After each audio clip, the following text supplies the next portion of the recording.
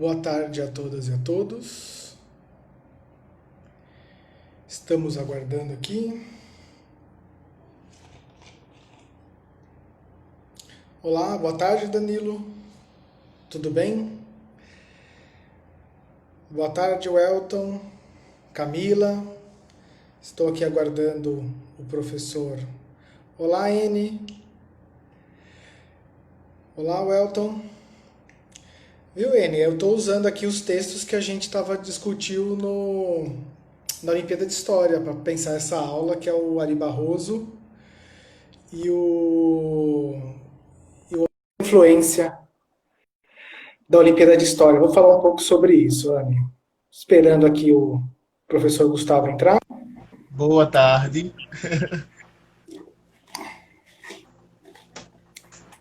Fala, Gu.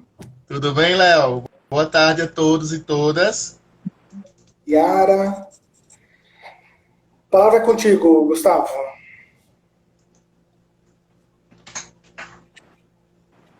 Só um minuto.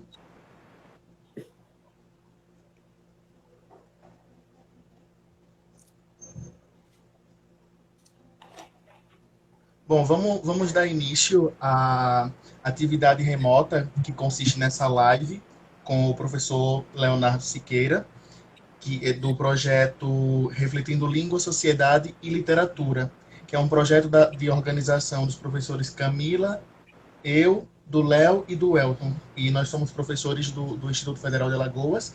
E nessa semana, o projeto da continuidade é uma discussão sobre o movimento literário modernista e a construção da ideia da singularidade do Brasil a partir de Oswald de Andrade.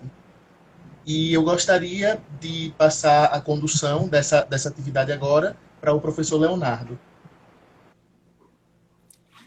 Deixa eu ver aqui o tempo. Passou 2 minutos. Isso. Boa tarde a todos, boa tarde a todas as pessoas. Gostaria de começar saudando os meus colegas de atividade, professoras Camila e Mariana, o professor Gustavo, que aqui está na live, o professor Welton. Gostaria de agradecer a presença de todos aqui. E eu gostaria de começar dizendo um pouco do método que eu pretendo empregar nessa condução dessa discussão sobre a identidade nacional do Brasil a partir da literatura, né? Então, para começar dizendo, eu tenho uma postura política e ética em relação à educação. Como assim? Eu penso a educação fora dos seus limites tradicionais disciplinares, por isso que eu sou um professor de sociologia que está inserido dentro de um grupo que está pesquisando literatura, porque eu acho que não faz muito sentido pensar limites disciplinares. Então a gente vai perceber que durante a condução da nossa discussão, a questão da competência histórica, a questão da competência sociológica, a competência da leitura de livros literários, elas estarão sempre presentes, porque eu estou sempre pensando a partir da transdisciplinaridade. Uma forma da gente tentar controlar a forma que nós pensamos, e às vezes transformar em pessoas um pouco conservadoras, que não pensam muito na crítica, né, de maneira crítica, nós mesmos e o mundo onde nós vivemos, é tentar compartimentar o pensamento. Na verdade, as coisas vêm todas misturadas e a gente transforma tudo em disciplinas fechada que, na verdade, mais nos atrapalha do que nos ajuda. Então, às vezes as pessoas perguntam para mim do que eu sou professor lá no IFAL, eu falo, dizem que eu sou de sociologia, mas talvez ser professor, educador, tem muito mais a ver do que esse limite disciplinar. Então, ao longo dessa trajetória de 2 aulas, a gente vai tentar pensar história, literatura e sociedade. E também eu estou problematizando a relação entre literatura e identidade, porque eu estou muito preocupado com a minha inserção aqui em Santana do Ipanema. Eu estou falando aqui do sertão de Santana do Ipanema, sertão alagoano, e aqui eu tenho observado que há um desenraizamento. Como assim? As pessoas, elas parecem que não têm uma identidade ainda muito definida do que é o sertanejo, do que é o santanense, do que é estar inserido dentro do contexto aqui do Médio Sertão, e parece que a gente está no momento de elaboração disso, do que é a identidade de um santanense ou a identidade de um sertanejo daqui. E eu tenho observado que essa elaboração ela tem passado por 2 processos. O primeiro processo, a gente está tendo uma multiplicidade de antologias, ou seja, a produção de textos literários pelos próprios moradores, então uma coletânea de textos literários reunidos por cidade, então eu tenho acompanhado principalmente a antologia santanense, a de Maravilha e de Arapiraca, e um outro movimento que é um resgate histórico da região e que ele está culminando aqui em Santana, pela criação da Academia Santanense de Letra, onde estão buscando, então, uma produção literária de pessoas ilustres, posta como ilustres, e está tendo um resgate dessa história santanense e tentando produzir, então, uma identidade. Então, pensando como entrar numa discussão nessa, o que é ser sertanejo, o que é ser santanense, aqui na região do Médio Sertão, a partir desses processos da literatura, da história, eu estou em busca de ferramentas, ou seja, uma metodologia que me ajuda a pensar o que é essa produção aqui em Santana. E aí eu vou tentar pensar e produzir essa metodologia pensando a partir de um debate que já existe sobre a identidade nacional do Brasil. Né? A identidade nacional do Brasil, ela foi muito, ou seja, o que é ser brasileiro e como construir uma experiência comum do que é ser brasileiro, ela foi muito realizada a partir da produção da literatura. Então, há um debate já formado sobre literatura e identidade nacional, e eu vou tentar, então, a partir dessas próximas 2 lives, problematizar como é que foi feito disso, e tentar pensar, então, se a nossa produção cultural, e nossa, já estou me incluindo aqui em Santana do Ipanema, se a nossa produção cultural, ela é, de alguma maneira, conservadora, ou seja, ela tenta estabelecer ou apenas reproduzir uma hierarquia já existente, uma hierarquia muito desigual, ou se ela tem algum aspecto crítico. Então, por isso que é importante os 2 textos que eu indiquei. Eu recomendo muito que as pessoas leiam esses 2 textos, principalmente para a gente discutir na minha próxima live. Também dê uma olhada na aula anterior, o professor Welton, @prof.welton, que também ele está discutindo a produção da singularidade da língua brasileira, então parece que tem uma relação entre como nós nos vemos, uma identidade, um território, que é o Brasil, e como nós falamos, ou seja, como nós mobilizamos uma língua para a gente produzir algo que é chamado de cultura. Então eu recomendo que vocês leiam, mas a minha proposta de live de hoje é tentar fazer um resgate um pouco então histórico da relação entre literatura e identidade nacional. Provavelmente eu vou apenas beliscar o modernismo, ou seja, final dos anos 20 do século passado e o começo dos anos 30 do século passado, eu vou apenas beliscar para entrar de cabeça de maneira mais profunda na minha próxima live. E agora, então, eu proponho a gente pensar um resgate histórico da relação entre literatura e identidade nacional.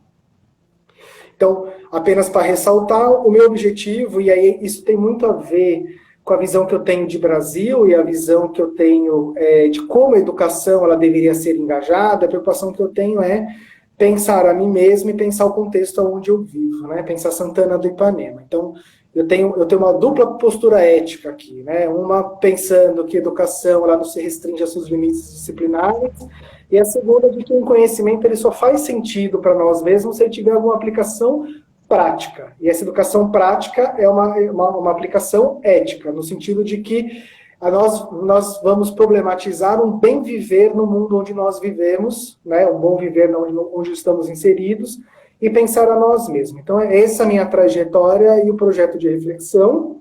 E também lembro que, se tiver algum aluno ou aluna minha assistindo, são muito a postura minha de sala de aula, de tentar refletir o nosso próprio contexto e a partir das minhas preocupações locais e pessoais e tentar engajar as minhas alunas e alunos a partir do desejo de conhecer, para tentar saber um pouquinho a partir o mundo onde nós vivemos e saber um pouquinho mais sobre nós mesmos, né? Então, vamos lá, que a nossa tarefa ela é longa e ela é um pouco audaciosa, né? Então, quando a gente pensa a relação entre literatura e sociologia, como eu já disse, a gente já tem uma produção longa, então eu gostaria de voltar um pouco na história, pensar um pouco a nossa independência do Brasil, pensar como ela teve um projeto muito singular perto da independência da América Latina. Então, quando a gente pensa os processos emancipatórios políticos da América Latina, a gente tem a formação de várias repúblicas,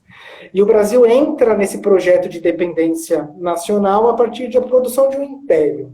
e que isso produz um certo impasse para se pensar que raios que nós somos enquanto nação, como é que a gente se representa lá fora no mundo global, ou no mundo internacional, a partir do que é ser brasileiro. Por quê? Por que esse impasse, né? Ao contrário de outros países, então a gente formou um império que ele tem uma característica muito incrível para ser irônico. Quem foi o ator político principal da nossa independência foi o filho do imperador da metrópole, né, do Império Colonial Português. Então, quando a gente pensa o nosso executivo aqui, o nosso império, a gente tem pessoas que são filhos de um projeto colonial e eles formando o império das duas grandes dinastias europeias. Então, a europeia, ela se produziu enquanto reinos, onde tem reis e rainhas.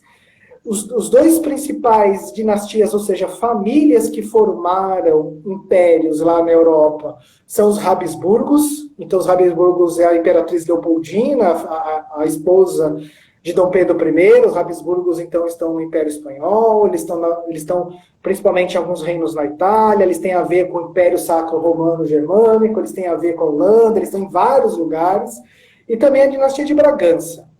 E aí, como que a gente vai, então, se representar culturalmente lá fora a partir da nossa independência, sendo que a gente não é europeu, mas a gente tem encravado em nós, em nosso processo político, uma dinastia europeia. Então, aí tem um grande debate, principalmente a partir do Segundo Império. Dom Pedro I abordou muito pouco isso, Dom Pedro II, ele funda o Instituto, deixa eu colar aqui que às vezes eu esqueço, Instituto Histórico Geográfico Brasileiro lá no Rio de Janeiro, lembrando que o Rio de Janeiro, nessa época, é a capital do Império, para problematizar e tentar pensar o que é ser brasileiro, ou seja, o que é ser essa mistura que nós estamos produzindo aqui no Brasil, que é diferente de outros lugares e diferente da Europa. Então, circula no Instituto Histórico Geográfico Brasileiro que o Dom Pedro II é o grande mecenas, ou seja, o grande financiador, vários cientistas intelectuais e literários da época para pensar que raios é isso que nós estamos formando, que a gente chama de Brasil. Como que a gente se representa? Como é que a gente vai dizer lá fora, falar assim, o Brasil é isso? Né? Como é que o Dom Pedro II vai fazer acordos internacionais e apresentar o que é o Brasil? Então, primeiro a gente tem a importação de muitos cientistas. Então, por exemplo, pesquisem no Google, Von Martius. Von Martius é um pesquisador alemão que vem para o Brasil explorar o interior do Brasil e fazer um inventário da nossa fauna, da nossa flora, dos povos indígenas ainda intocáveis, para pensar o que é o Brasil lá dentro. E quem circula nesse Instituto Histórico Geográfico Brasileiro é alguém que me interessa muito, porque ele para mim, ele deu um modelo de como nós nos representamos a partir da nossa cultura, pensando na cultura, elevando a nossa mestiçagem a um paradigma, ou seja, a um modelo, ao que nós somos um povo que mistura culturas, mas ao mesmo tempo a gente mata essas pessoas que a gente eleva culturalmente. Então, Faltam 15 minutos. Obrigado, Gugas. Então, uma das figuras do que circulavam no Instituto Histórico Geográfico era José de Alencar. José de Alencar, então, é um autor, ele é cearense, mas ele é um político que viveu muito tempo no Rio de Janeiro, ele tem toda a sua produção cultural no Rio de Janeiro, ele é muito estudado pelo vestibular, porque ele está engajado no movimento chamado romantismo, e o romantismo é um movimento literário no Brasil muito particular, ele não tem nada a ver, por exemplo, com o romantismo alemão, ele tem a sua singularidade, enquanto o romantismo alemão ele teve muito aspecto crítico do que é ser germânico, dessa construção da homogeneidade da língua alemã. O romantismo brasileiro ele tem um nacionalismo muito funk, ou seja, ele tenta valorizar o que é ser brasileiro sem pensar criticamente que é o Brasil. Então, José de Alencar é muito estudado no vestibular, ele tem algumas obras como Iracema, Senhora, Guerra dos Mascates, mas o que mais me interessa aqui, apesar de todas as obras de José de Alencar ser atravessada, por que atrapalhada? Porque eu acho que é uma atrapalhada. Mas, enfim, atravessada pela mesma temática, o Guarani ela é paradigmática. Né? O livro O Guarani, recomendo aqueles que não leram, leiam o Guarani para entender o que é o Brasil do Segundo Império e como a gente se vê enquanto nação. Então, o Guarani é a história de imigrantes, né, de colonos portugueses que fundam uma colônia no interior do Brasil e onde tem um povo indígena originário lá. E toda a discussão, então, do Guarani, que está muito atrelada à nossa forma do romantismo, então, de pensar cavalaria, então a gente tem um herói muito claro, que é um índio, é o Peri, que ele tem uns valores morais muito puros, é uma pessoa incorruptível. Então a gente tem um povo originário que ele é visto de uma maneira totalmente idealizada, muito fora da realidade, com valores morais europeus. E aí a gente tem também um grupo, uma família de colonos que vem para o interior do Brasil, que tem uma filha chamada Ceci, que ela se apaixona por Peri, eles formam um casal e tem alguns perigos, alguns outros colonos que tentam invadir a terra deles, e Peri é um herói que salva ali a história, né? Ele salva a Ceci, etc. E a Ceci, ela representa, então, esse colono português que vem trazer o progresso para a nação brasileira. Então, por que me interessa bem o José de Alencar e o Guarani? Primeiro, porque pela primeira vez a gente eleva de uma maneira muito clara a nossa mestiçagem. O povo brasileiro, ele é fruto da relação entre Ceci e Peri, né? Então a gente tem uma valorização da mestiçagem. Enquanto o mundo inteiro está pensando as identidades enquanto essência, e a essência de uma maneira muito positiva, porque a gente tem algo chamado racismo operando no mundo inteiro, um racismo que se pretendia científico nessa época, o Brasil está se pensando enquanto um povo misturado. Mas a nossa valorização enquanto povo misturado tem a ver com essa mestiçagem. A gente é fruto, então, do Peri, que ele não foi corrompido pela civilização. Então aqui me interessa que quando a gente for ver o modernismo lá, o manifesto antropofágico, que o texto está no meu Facebook, para quem quiser ler o texto que eu quero que leiam, ele cita o Rousseau. O Rousseau, nessa época, então, é um filósofo do século...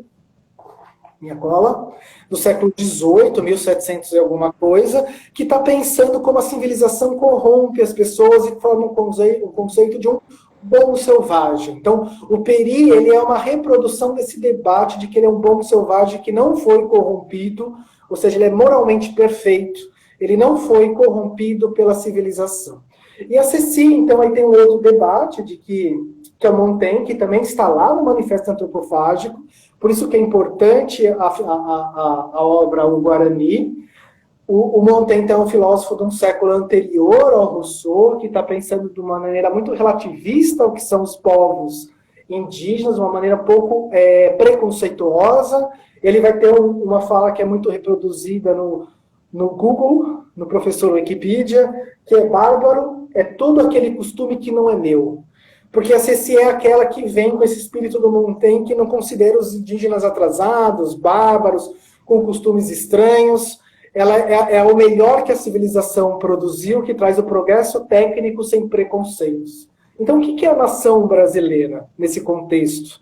Que a literatura está tentando produzir enquanto identidade nacional, e muito importante ressaltar, o José de Alencar, então, circulava no Instituto Histórico Geográfico Brasileiro, que era patrocinado pelo imperador. Então, para a gente pensar que como as identidades nacionais, e aí depois eu quero um dia pensar aqui as identidades regionais, como a de sertaneja de Santana do Ipanema, ela é muito fruto do esforço político das gestões que estão ali administrando certo grupo da população. Então, quando a gente pensar, por exemplo, a Academia Santanense de Letras, é importante ver que eles estão alocados num prédio cedido pela Secretaria da Cultura, e assim vai, né? Mas voltando, então, ao José de Alencar, então, para mim é interessante que a gente produza um primeiro modelo de identidade nacional, que é mestiço, que eleva a mestiçagem a um valor nacional e produz um modelo de ação política. Como assim? A gente valoriza o índio ao mesmo tempo que a gente produz um genocídio indígena.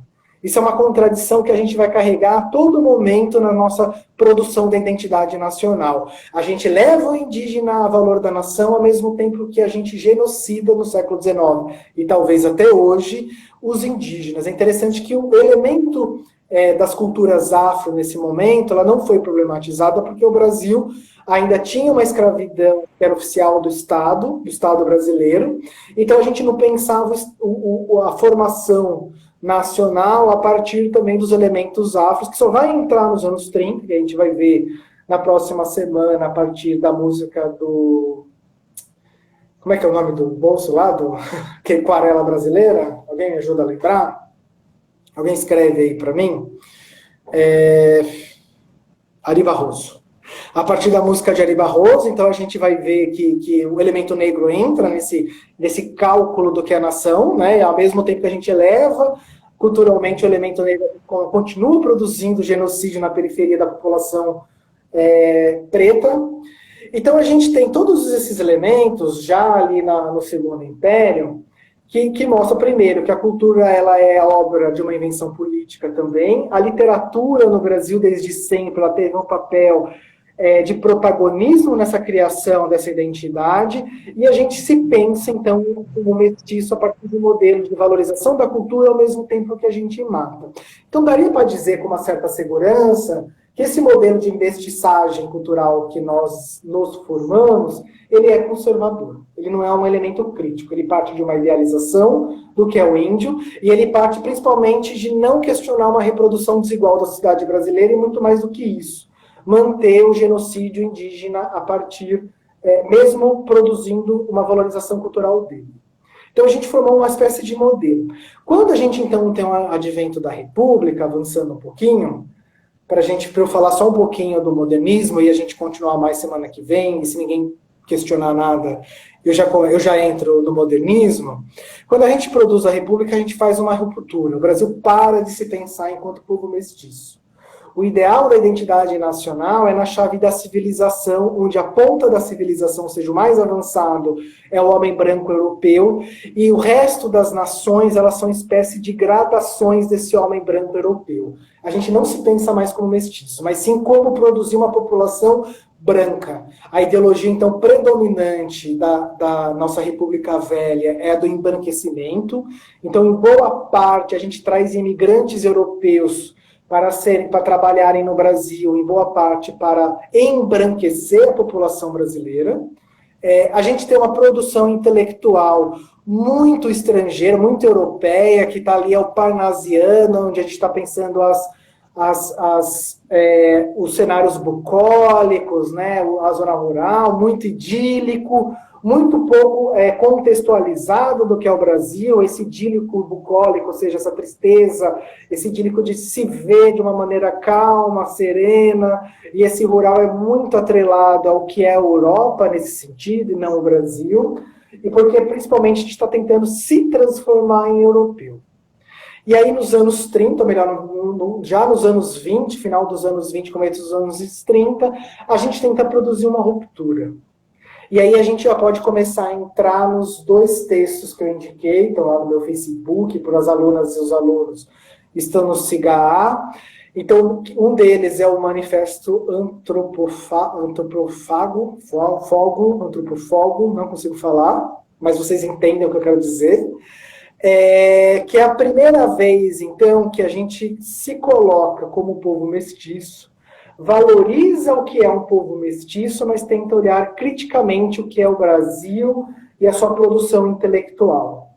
Então aí tem uma categoria que para mim é muito cara, o Montaigne lá, que eu citei, que é uma das influências do José de Alencar, ele já reflete o que é o canibalismo aqui nas Américas, ele é o primeiro a não olhar de uma maneira muito preconceituosa o que é o ato de comer carne humana, por mais estranho que isso possa parecer para um europeu. Olha lá, o Elton está me ajudando, é o Manifesto Antropófago, ou Antropofágico. Obrigado, Elton. Então ele está tentando problematizar isso, lembrando que a palavra canibal, ela vem da derivação de Caribe, ou seja, dos povos caraibas. Então se a gente olhar, ler o trecho que eu indiquei lá do Manifesto Antropofágico, eles falam assim, ou a gente faz uma revolução caraiba, ou não haverá revolução, ou a gente faz uma revolução cultural ao modo brasileiro, ao modo indígena, ao modo latino-americano, não faremos revolução nenhuma. Né? Então, o Montaigne, que é uma citação do antropofágico também, ele é o primeiro a problematizar a questão do canibal. Então, o canibal é uma derivação de Caribe, o canibe, dependendo dos viajantes que transcreviam seus relatos do que viam por aqui. E aí, então, um conceito que é muito caro para mim é o conceito de antropofagia, então, que está nesse manifesto antropofago. Porque qual que é a diferença, então, de se pensar o canibal, qual a relação, né, o canibal e o antropofagista, e o que significa ser um antropofagista cultural, para se pensar, então, em entrar nessa ruptura que os modernistas estavam tentando fazer em relação ao parnasianismo e também produzir, sim, uma identidade do que somos, né? E que, enfim, infelizmente, não foi a visão hegemônica e talvez nem, daria para dizer que nem um debate vitorioso quando a gente se pensa de visão oficial do Estado, né? Como é que o Estado se via nos anos 30. Então, o canibal, ele tem uma função muito pejorativa, de se pensar aquelas pessoas que se alimentam de carne humana no seu dia a dia, de maneira muito irrefletida, a relação de barbárie, e o antropofagista é aquele que se alimenta de carne humana, mas de maneira ritualizada. Quer dizer, há um sentido muito específico de se comer determinado tipo de pessoas. Eu não faço o ato antropofágico, ou seja, eu não como carne humana porque eu quero me alimentar em termos calóricos ou porque isso faz parte da minha rotina calórica.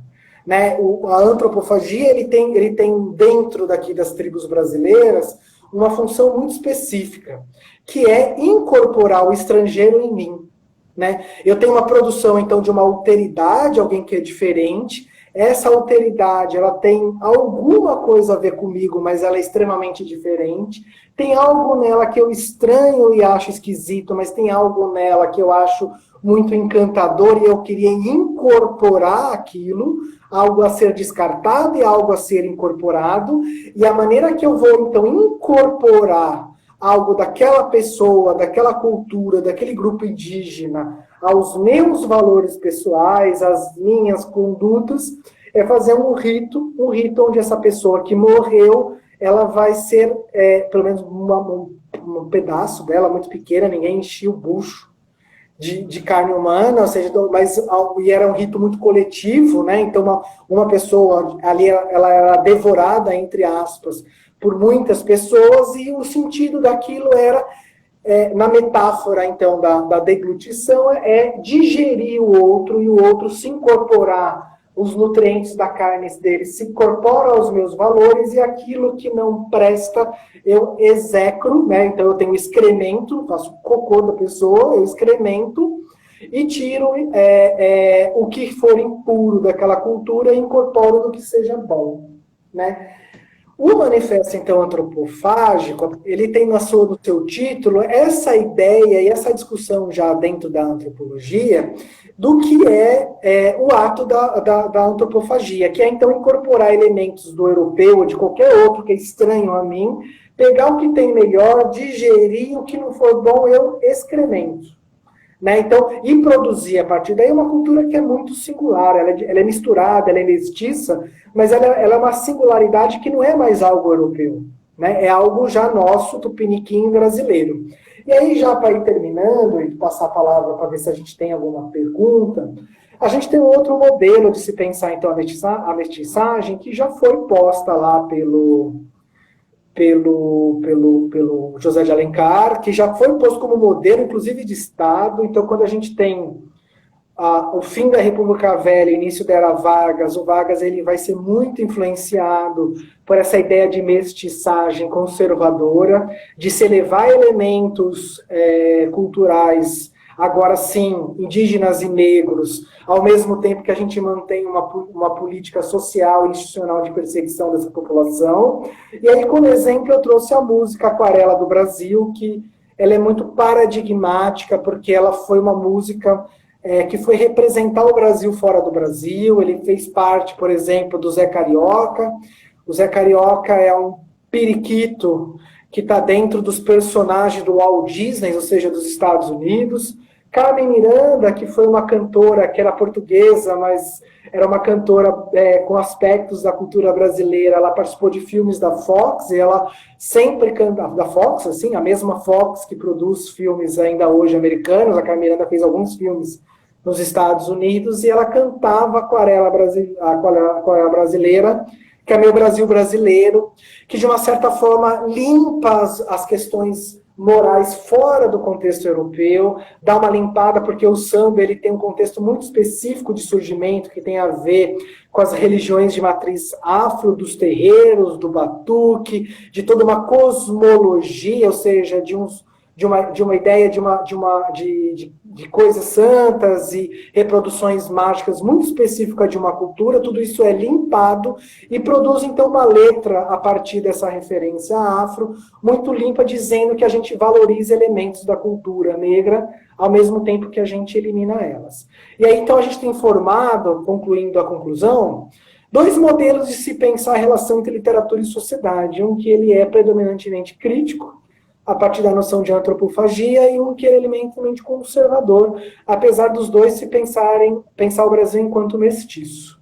Um já surgiu, e ele sempre teve um apoio institucional do Estado, então primeiro com Dom Pedro II, ali José de Alencar, que circulava como intelectual no Instituto Histórico e Geográfico Brasileiro, e segundo, depois, os músicos circulares na Rádio Nacional. Então a gente tinha... O Getúlio Vargas fundou uma rádio estatal para fazer a produção de cultura nacional e tentar fazer uma divulgação da música brasileira. Então, aqui no Nordeste, era possível sintonizar uma rádio que estava ali cravada no Rio de Janeiro, que era a capital da República naquele momento, e que então teve um alavancamento dessa visão mais conservadora da mestiçagem, e a Aquarela Brasileira era paradigmática por causa disso. Espero ter sido claro. Espero que tenha algumas perguntas aqui e que a gente possa dialogar sobre isso. Passo a palavra para você, Guga. Bom, eu gostaria de agradecer, Léo, pela contribuição, pela fala, muito importante. E eu tenho uma pergunta, e aviso as pessoas que estão nos vendo e nos ouvindo que nesse momento nós abrimos também para que elas possam fazer perguntas. Eu tenho uma, e as pessoas também podem fazer as delas. A minha é sobre qual a importância para você, enquanto professor de sociologia, enquanto psicanalista, trabalhar com essas questões que concernem a literatura e a identidade. O quão isso é importante para você? A sua pergunta ela é muito boa, né? Ela é muito boa por quê? Então, primeiro eu gostaria de falar da importância da literatura, um pouco fora da minha discussão, que é uma coisa que eu também, às vezes, gosto de falar, e gosto de falar em aula, que a literatura ela é uma forma de experiência, né? Como a literatura ela consegue fazer, ao mesmo tempo, uma descrição das relações sociais e do contexto histórico e social, e engajar nesse relato uma grade de sentimentos e emoções.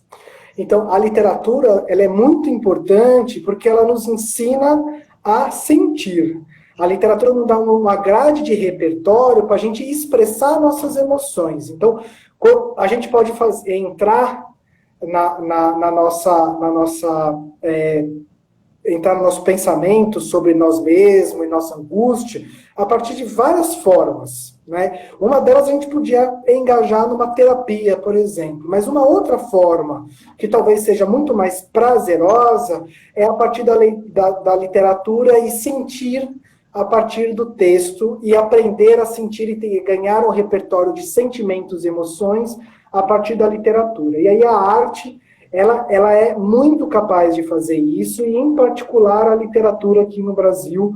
Então, se pensar a si mesmo, pensar as emoções, a angústia, os medos, a literatura é um bom canal de reflexão, inclusive um bom processo terapêutico para isso, é a partir do que você está lendo, é colocar os seus sentimentos em palavras.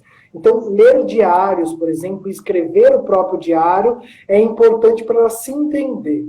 Mas aí, entrando mais especificamente na sua pergunta sobre a relação entre literatura e sociedade, a importância da literatura, então, ao meu ver, e ela está ali desde a formação da nossa nação, é que ela é capaz, a partir da sua massificação, de estabelecer uma experiência em comum. Então, eu e você, apesar de sermos pessoas diferentes, e você estar em São Miguel e eu estar aqui em Santana do Ipanema, a gente, lendo José de Alencar, lendo Guarani, a gente consegue estabelecer um diálogo, porque a gente tem, a partir da leitura, uma experiência em comum. Então, a literatura, ela é muito particular nesse sentido de produzir identidades coletivas a partir de experiências em comum e de uma produção de um ideário comum do que é o Brasil, nesse caso particular. Isso não é só no Brasil. Então, para quem tem mais interesse disso, tem um autor chamado Ruth Bennett, Anderson Bennett, desculpa, que escreveu um livro chamado Comunidades Imaginárias, e ele está problematizando exatamente isso.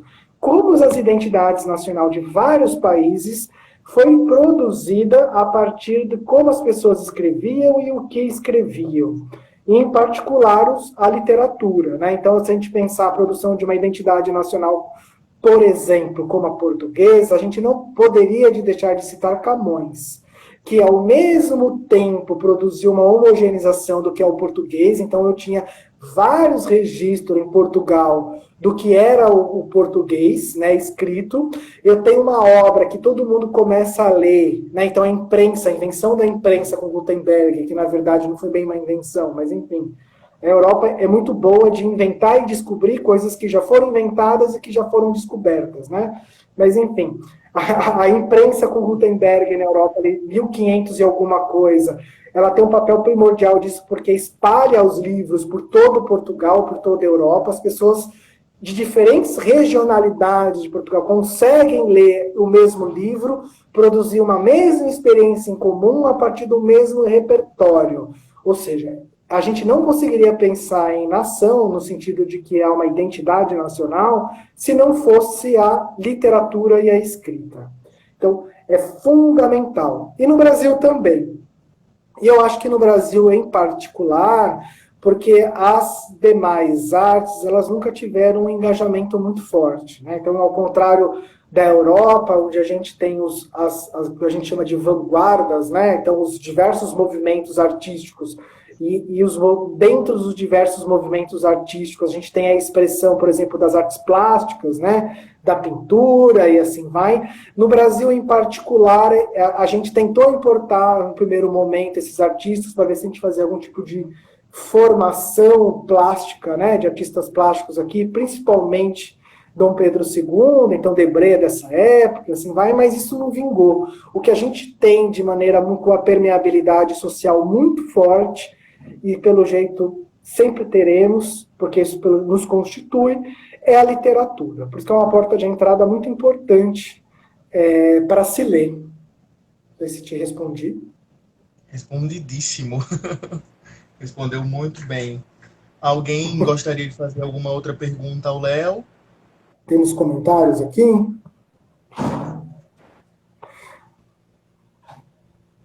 O Levi está falando que as identidades são fabricadas. Isso. Eu gostaria de fazer um comentário nisso. Eu quase que te removi da história aqui, apertando os botões. Porque, sim, né, todas as identidades nacionais, as identidades regionais, e tudo da forma que eu estou problematizando, elas foram inventadas nesse sentido que passou por um processo de produção, e muitas vezes de produção consciente, é isso que eu estou dizendo, que a figura do José de Alencar, ele conscientemente estava tentando produzir uma identidade nacional, assim como Getúlio Vargas. Isso aconteceu em diversos países do mundo, mas a partir do momento que ele é inventado, e a partir dessa experiência comum que produz mentalidades, ele é real. Né? Então, é importante a gente ressaltar que as identidades elas são fabricadas, inventadas, mas isso não torna elas falsas e menos verdadeiras. Porque a partir do momento que elas são inventadas e elas operam na nossa mentalidade, ou seja, elas produzem formas de pensar coletiva do que somos, elas são muito reais. Muito reais, são tão reais, né? Então, só para dar um exemplo, que esse modelo da mestiçagem, de se pensar a identidade nacional de uma maneira conservadora, que eleva os valores diversificados da nossa formação cultural, mas ao mesmo tempo elimina o que está subordinado ao branco, né? A gente tem o genocídio indígena, o genocídio negro, ele formou tanto uma mentalidade nos brasileiros que é muito complicado no Brasil a gente discutir, por exemplo, o que é racismo. porque a gente tem um racismo tão naturalizado. O que é naturalizado? Não é que ele é natural, né? Ele é tão forte e produzido na nossa mentalidade, a gente pensa tanto a partir dele, que a gente não questiona a forma que a gente vê, que ele opera, ele distingue, ele hierarquiza populações, mas a gente não problematiza isso. Então, mesmo quando a gente inventou uma forma de se ver, é verdade que ela foi fabricada, mas ele ganhou uma projeção tal e produz tantas mentalidades. Então, é importante quando eu falo em cultura, eu estou falando em mentalidade coletiva, de que ele é extremamente real. Ele produz realidade a partir daí. Né? Ele é fabricado, mas ao mesmo tempo ele é muito real.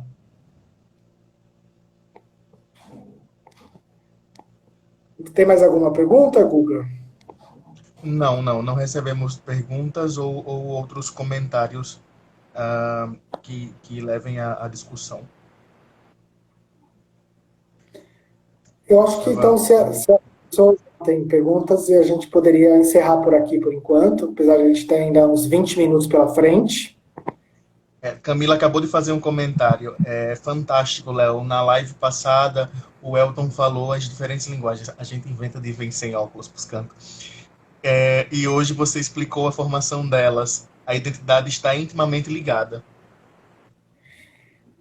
Quando a gente pensa, bom comentário, Camille, pensando também um pouco de uma introdução na aula passada, né? E eu falei um pouco disso.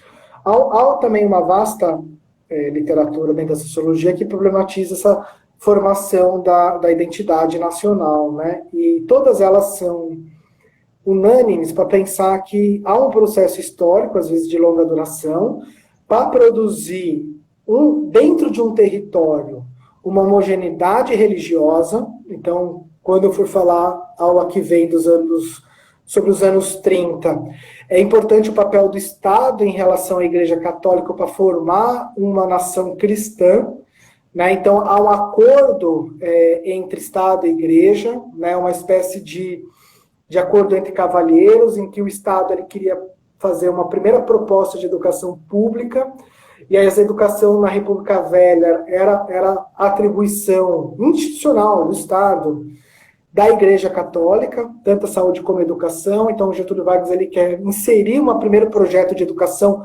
nacional pelo Estado, inclusive para forjar uma identidade nacional. E o que ele acorda com a Igreja Católica é que ele vai começar a promover essa identidade nacional a partir da chave do cristianismo. E um símbolo, olha que interessante, um símbolo desse pacto é cravar no meio do coração da capital da República do Brasil naquela época, ou seja, o Rio de Janeiro, um símbolo do cristianismo que represente o que é ser brasileiro. Então, o Cristo Redentor do Rio de Janeiro, ele começou a ser construído ali em 38 e terminou no começo dos anos 40, porque ele foi pensado como uma produção de uma identidade nacional e produzir uma homogeneidade religiosa em todo o território nacional a partir do cristianismo, e nesse caso na chave católica. E então a gente tem que produzir no mesmo território uma religião, uma homogeneidade religiosa, que hoje está em crise, a partir dos anos 70, nós estamos, apesar de somos todos cristãos, não somos cristãos da mesma maneira, produzir uma homogeneidade linguística. Então, a importância da literatura disso para produzir um repertório, uma experiência em comum, que as pessoas pensem com a mesma linguagem. Então, faz muito sentido, a partir de uma produção literária muito singular, muito diferente da europeia e portuguesa, pensar que a gente não fala a mesma língua que o português nascido em Portugal, que a gente provavelmente fala uma língua já brasileira pensada no Brasil, porque a gente teve que produzir essa homogeneidade do jeito de falar a partir da literatura. Então é uma religião, um território e uma língua. Essa é a receita do caldo para se produzir uma identidade nacional e se pensar, então, enquanto Estado-nação. Então, a literatura ela é muito importante porque ela produz essa singularidade coletiva. Parece uma contradição em termos, mas não é, porque ela está muito atrelada a seu território. A literatura está sempre pensando a sua região. Então, sim, a literatura fazem excelentes sociologias. Para mim, na minha humilde opinião, o melhor intérprete do Brasil é um cara chamado Joaquim Maria de Machado de Assis, ainda diz muito sobre o Brasil, a produção de Machado de Assis, faz boas sociologias, e produz, então, um repertório de falar, de ler, de entender, de compreender toda uma chave linguística da homogeneidade que lhe é própria. Então, de uma certa maneira, talvez, nesse debate entre falamos uma língua brasileira ou uma língua portuguesa, eu acho que faz mais sentido a gente falar que a gente fala uma língua brasileira. Você falou sobre isso de identidade nacional, Léo, e recentemente eu li um artigo do francês Michel Debrun, e o artigo está intitulado A Identidade Nacional Brasileira. Eu peguei esse artigo aqui agora, e ele começa perguntando o que é ser brasileiro. Será que faz mesmo sentido falar desse ser brasileiro? É fácil afirmar a existência dessa nação brasileira se a gente se atenta apenas aos aspectos geográficos, jurídicos e diplomáticos. E que para ele é fácil definir essa identidade brasileira como um atributo, a etiqueta do conjunto populacional ou dos indivíduos que vivem dentro desse quadro formal. No entanto, existem algumas dúvidas, ele fala de algumas dúvidas, que como poderia haver um consenso de base num país que é caracterizado historicamente por consideráveis desigualdades econômicas, sociais, culturais e políticas. Como é possível chegar a essa identidade cultural? Ele reflete sobre essas questões. Inclusive, ele fala que existem pessoas que não acreditam que existe uma identidade nacional brasileira. A sua fala ela é muito boa, porque nos ajuda a pensar, mas aí eu queria fazer um relativismo, porque isso não é só o Brasil, né? Os países europeus, como a Inglaterra e a Alemanha, eles tentam mostrar para os outros que eles são homogêneos, mas eles também são fruto de diversidades e clivagens internas. Então, a primeira coisa, né, quando a gente pensa numa identidade nacional, é sempre produto de uma escolha política de que você vai pegar uma cultura de uma região e elevar ela nacional. Então, todo Estado-nação, ele é a confluência, ou melhor, a disputa, então, entre várias culturas regionais, e a partir dessa disputa política, o Estado pega uma dessas regiões e fala, ó, essa região é o Brasil, e tenta hierarquizar o resto. Isso não é só o Brasil, isso é todo o processo de Estado Nacional. Então, nos anos 30, o Vargas ali, ele pega a cultura da capital da República, que é o Brasil, então o samba é um bom representante, e o que eu tento trazer, e vou discutir na próxima aula com mais calma, é a cultura do carioca, que é a partir de um momento de uma disputa política, fala, ó, esse é o nacional, e o resto tem que ficar tudo subordinado a isso. É um regional elevado ao nacional, então as culturas locais, de uma certa maneira, elas são hierarquizadas como inferiores. Então, respondendo à sua questão, esse processo ele não tem fim. É sempre uma disputa e uma tensão entre o nacional e o regional. Inclusive, é uma questão para mim de se pensar se a cultura, então, santanense, ela tenta se pensar de uma maneira nacional ou regional, se ela tem um modelo crítico ou antropofágico, se ela tenta se alinhar ao modelo mais das elites ou popular, porque tudo isso são questões que atravessam, que quando a gente pensa as identidades regionais e as identidades nacionais. E é uma tensão que ela não tem fim, né? É uma tensão que ela é continuado no tempo. Então, se a gente fosse hoje ver como é que os ingleses se enxergam, a gente vai ver que o escocês, a Grã-Bretanha, né? A gente vai ver que o escocês está lá brigando dizendo que ser inglês não o representa. Então, a Escócia faz parte do Reino Unido, né? Então, são vários reinos que tem a Rainha Elizabeth como a figura de chefe de Estado. Chefe de Estado, chefe de governo é primeiro-ministro, chefe de Estado. E aí tá a Escócia querendo autonomia, que é um dos reinos, que não é a Inglaterra, né, falando que aquele modelo ele não se representa, ele não se vê, estabelecendo essa tensão entre o regional e o nacional. E no Brasil isso não se faz diferente, né? A gente tem a produção de uma cultura nacional que ela é predominantemente do Sudeste. Ela se vê como do Sudeste, né? O nacional nosso é sudestino, que produz uma hierarquia, uma clivagem entre Norte e Sul, e a gente tem que lidar, tá tentando lidar a todo momento com essa tensão do que é então o sertanejo, que é o forró, o que é o piseiro, dentro dessa configuração e tensão entre o racional, o que é o racional nessa história? Enfim, entre o nacional e o local, né? Então, te respondendo, sim, não tem como pensar numa cultura nacional homogênea, mas toda identidade nacional ela trabalha dentro dessa contradição, dentro dessa tensão entre o nacional e o regional. Aqui em Santana está chovendo. Minhas janelas são todas abertas. Aqui também, desde ontem. Nós temos 5. Como? Faltam 5 minutos para terminar essa live, pela marcação do meu tempo. Sim. Algo mais, pessoal, vocês que estão acompanhando ou...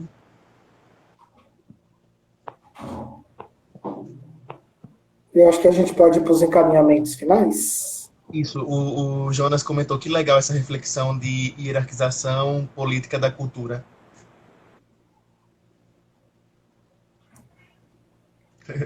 É isso. E aí, para escolhas, né? Então, só para então comentar outro período, não é à toa que a Globo ganha grande força durante a ditadura militar. Né? A ditadura militar escolheu a Globo como uma produção na mesma chave, mas de um outro reforço do que é uma identidade nacional brasileira, a partir de um ufanismo e de um nacionalismo. E aí é importante, não mais então a rádio, como foi para o Vargas, mas agora a televisão, de um sistema de televisão que seja nacional. Né? Então, quando o Jornal Nacional do nosso amigo William Bonner surgiu, ele teve esse nome porque ele foi o primeiro jornal televisivo com abrangência nacional. Por isso que ele tem esse nome, Jornal Nacional. E a grande importância dele é essa relação de uma produção de uma cultura ainda muito carioca, muito ligada à ditadura cultural e de um reforço, de uma afirmação da importância da importância de um nacionalismo extremo do Brasil. Então, sim, é uma hierarquização. Então, eu diria para você, viva o piseiro e viva a cultura popular nordestina. Forrozinho. Então, agradeço, Léo, pelas suas contribuições nessa live. Foi um momento muito proveitoso para todos e todas que estiveram presentes. E vamos encerrá-la a partir desse momento. Agradeço a presença de todos, a participação também dos nossos ouvintes. Eu agradeço a presença de todas e todos, e eu vou continuar essa reflexão com mais calma, entrando na minúcia dos textos que eu indiquei lá, do Samba, Aquarela do Brasil e o Manifesto Antropofágico, para a gente pensar esses modelos de mestiçagem de identidade nacional. Aguardem a cena dos próximos capítulos. Só uma coisa, na semana que vem, continua com você ou sou eu? Não, é você. Eu volto daqui a um mês. A gente vai dar uma voltinha na Colômbia. Vou fazer o merchan, né? A gente vai dar uma voltinha pela Colômbia, pelo Mar do Caribe, na próxima semana, no Globo Repórter. Obrigadão, Léo. Obrigado, pessoal, que esteve presente até agora. Boa tarde a todos e todas. Tchau, tchau. Tchau, tchau.